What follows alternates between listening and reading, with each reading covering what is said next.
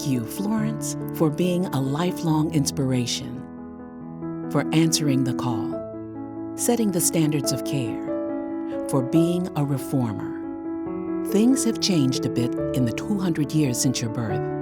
We have technology you couldn't imagine, virtual simulations, AI and robotics.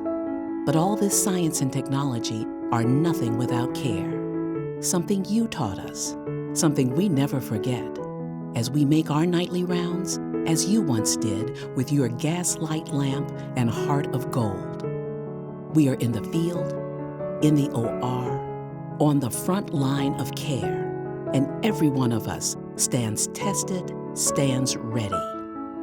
You changed nursing forever, Florence, with evidence at the ready, the role model for clinical judgment, and we continue in your tradition to navigate the sea of change, pursuing our calling, balancing the art and science of nursing. We are Wolters Kluwer, and for this year, the Year of the Nurse, we wish you, Florence Nightingale, a very, very happy 200th birthday.